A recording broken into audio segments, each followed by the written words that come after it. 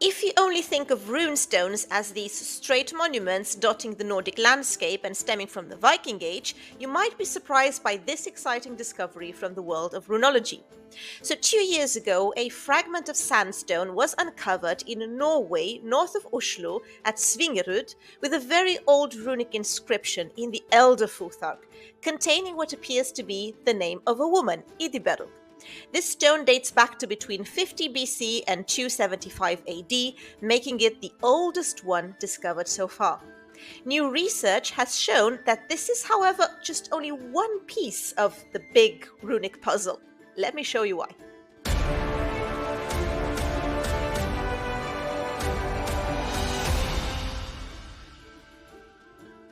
Now, broadly speaking, runes are an early Germanic alphabetic script with origins that still remain debated. Roman influence or some Greek alphabets. Celtic writing is also a good candidate with its Alpine varieties. The Elder Futhark, the earliest known runic alphabet, was in use until about 700 AD.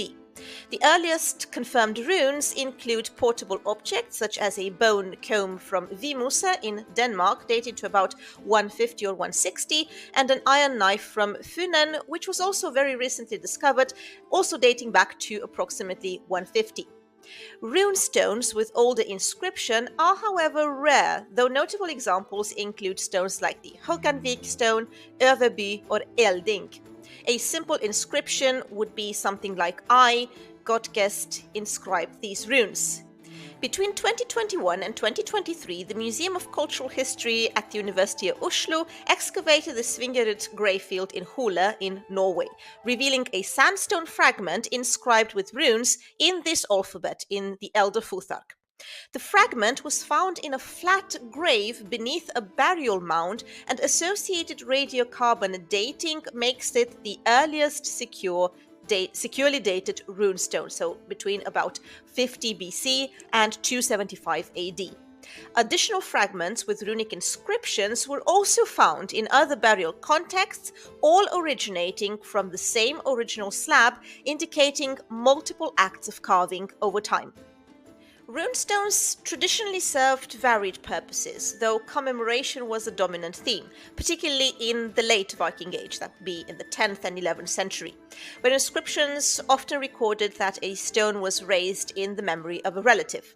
However, runestones also functioned as verbal, visual, and material markers, making a purely functional interpretation quite inadequate. Early runestones varied in material, shape, and inscriptional styles, and their meanings remain a topic of debate. They are much more vague and unclear than the ones written in the younger Futhark. In Norway and Sweden, around 50 runestones inscribed in the Elder Futhark date between the 1st centuries AD and the late 6th century. The earliest runic inscriptions on stone likely appeared in the 4th and 5th centuries AD, though some might date back to the 2nd and 3rd century AD. Determining the age of runestones relies on a combination of linguistic, runological, as well as stylistic, topological, archaeological, and historical dating methods. However, most runestones lack datable archaeological contexts, making their precise chronology uncertain. From this point of view, the Svingerud find stands out. It is quite exceptional. It is an exceptionally rare case where secure radiocarbon dating provides quite a clear time frame for an early runestone, offering critical new insights into the origins and early use of runestones.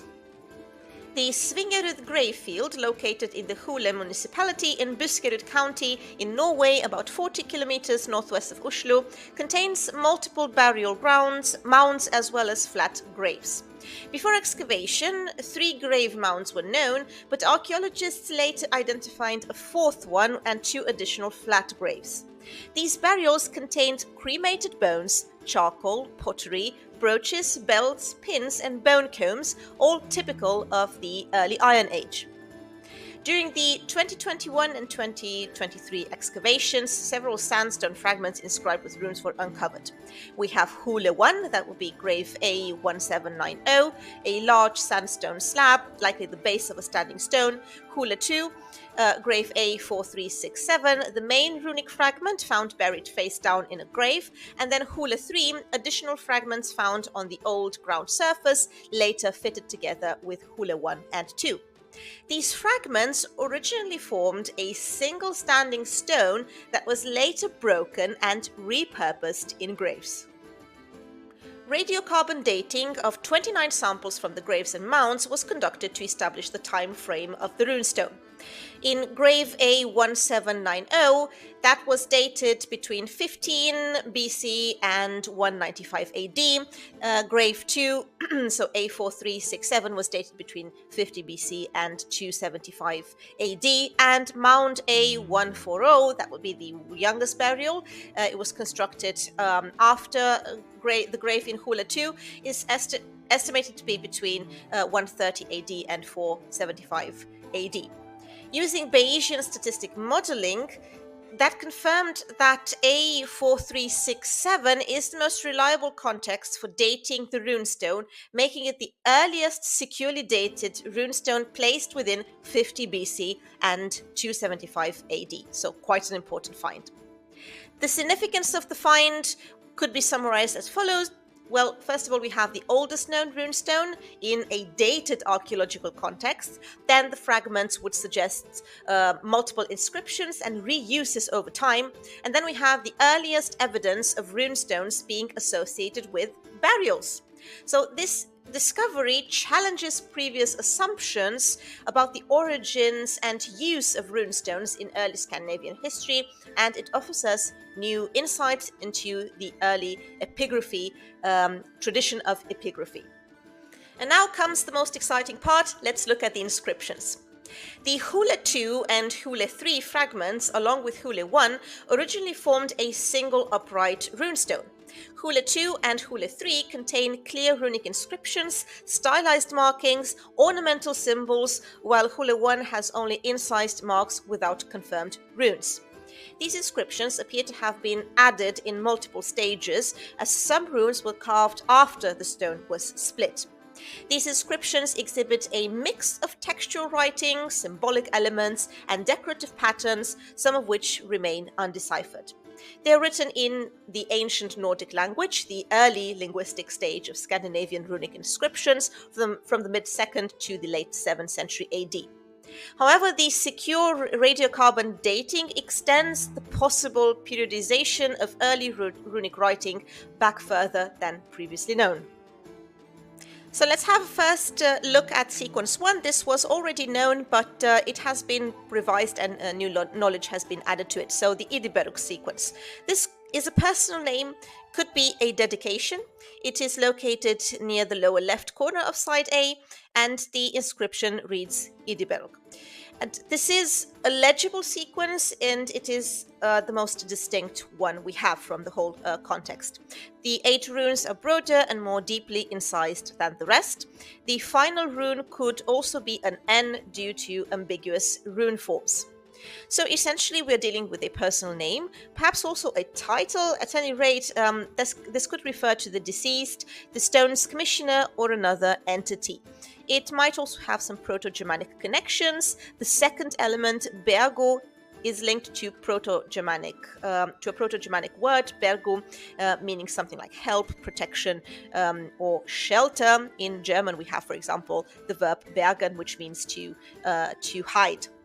So this suggests a compounded female name, idibergu. Similar names appear in Old High German, for example, idoberga, idaberga, or something like that. And the ordering of the final runes, U and G, could result from a carving mistake or an alternative spelling.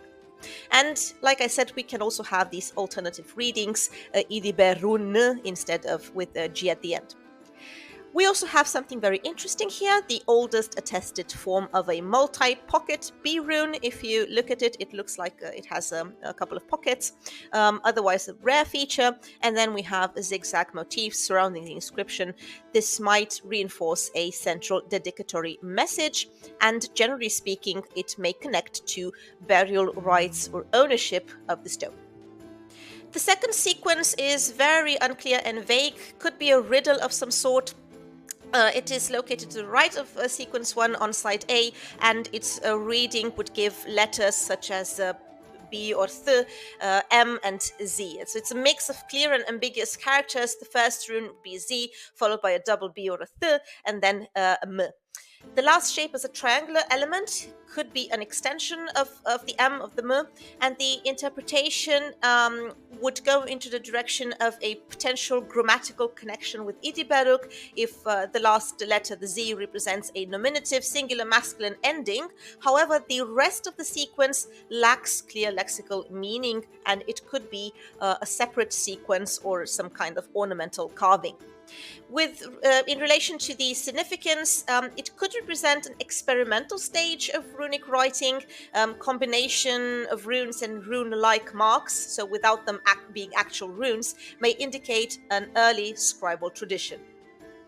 Then we have the third and fourth sequences. That's also a little bit of a mystery. They're located in the left midsection of side A, and a tentative reading would be this one on the screen, this sequence of letters. We have 2 rows of runic inscriptions mixed with intersecting grid patterns. The top row contains 5 runes, while the bottom row contains at least 9 runes, and some of them are overlaid with decorative elements, making the reading quite difficult.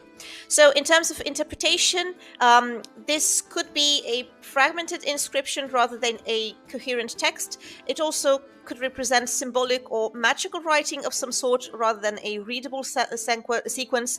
And then the grid-like layout is quite unique in early Scandinavian runes and might be ornamental. So we have, again, a blending of runes with non-textual elements, suggesting an early stage of runic experimentation.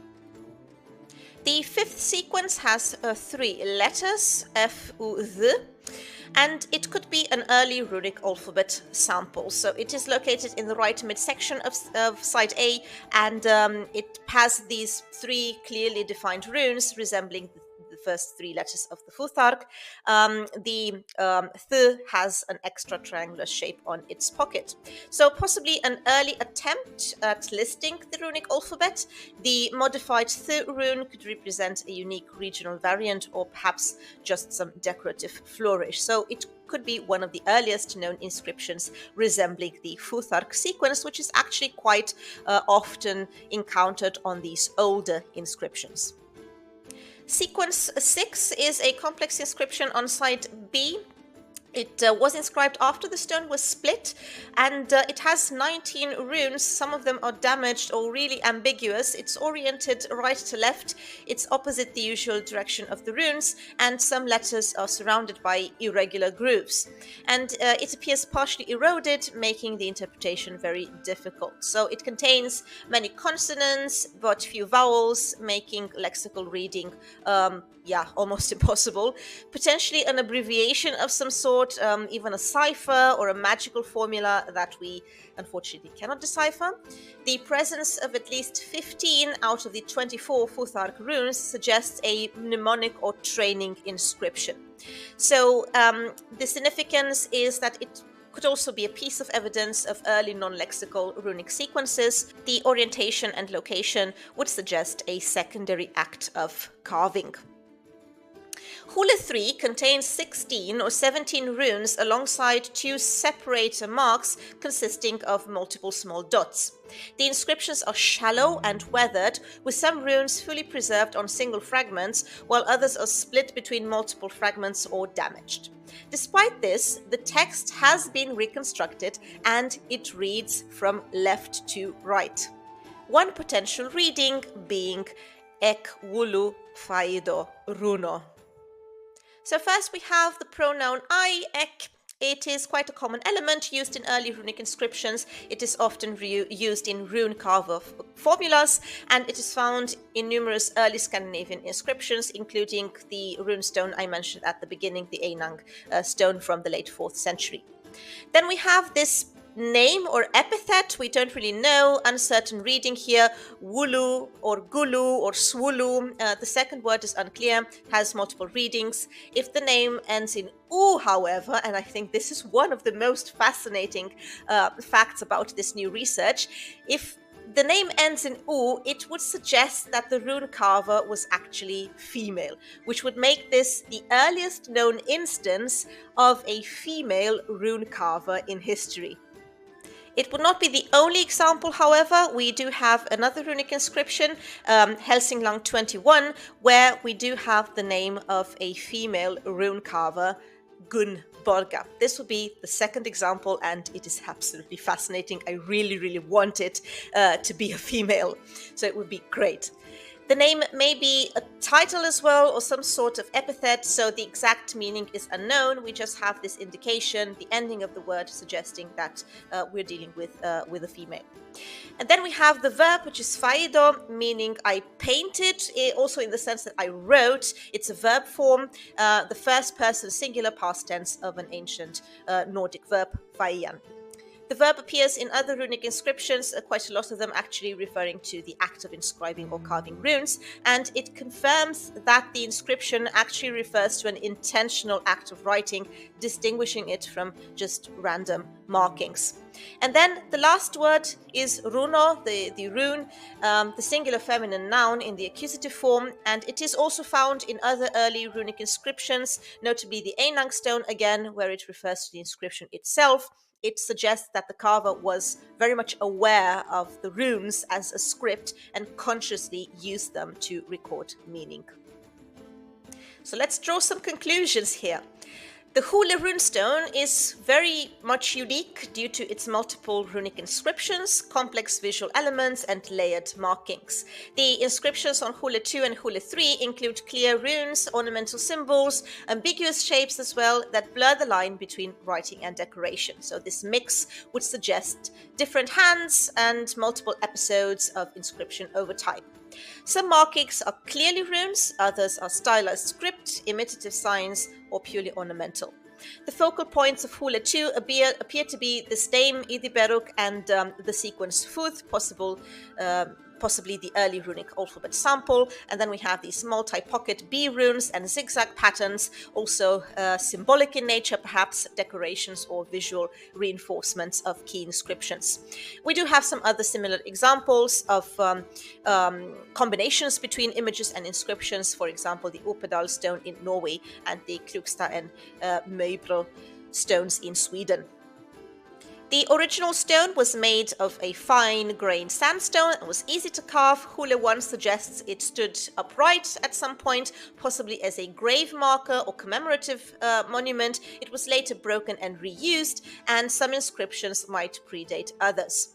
Hule 3 lacks archaeological context, making it difficult to relate directly to Hule 1 and 2, and Hule 2 appears intentionally placed in grave A4367, possibly as a part of a ritual practice.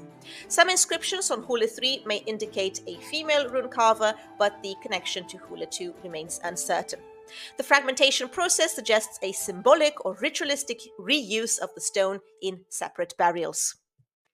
As a matter of fact, half of the known early runestones appear to have been associated with burials, though the exact context is often uncertain due to later disturbances. The Hule runestone is one of the very few securely dated examples linked to an Iron Age grave field. The purpose of the inscriptions might have shifted over time from commemoration at the beginning to ritual use in multiple burials.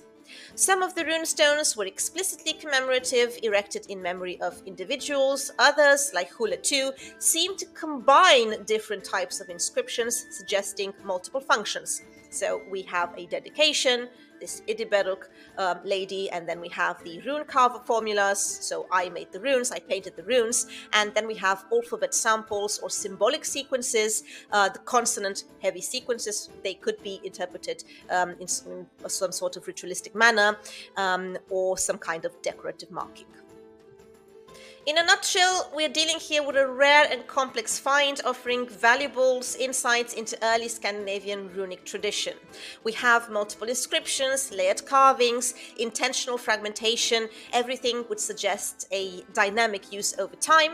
The rune-carver formula may identify a female inscriber, the earliest such record, and we also have a secure dating for it, so it is really, really extraordinary. What we need in the future is a study of the stone's markings and stratigraphy. This will help clarify its evolving function, commemorative role, and ritual significance in Iron Age Scandinavia. So I was very, very fascinated about this find. I hope you share my excitement. And if you do, I also have some lectures on the usage of runes in Viking times and also in the Iron Age. And one of them is actually very recent. It's not about the Viking Age or Iron Age. It is about the medieval times, the usage of runes in medieval Bergen. So feel free to continue with that if you enjoyed the topic. Otherwise, thank you so much for watching. Consider subscribing if you haven't done so already, and if you have, many thanks for that. This was Irina, and yeah, until next time.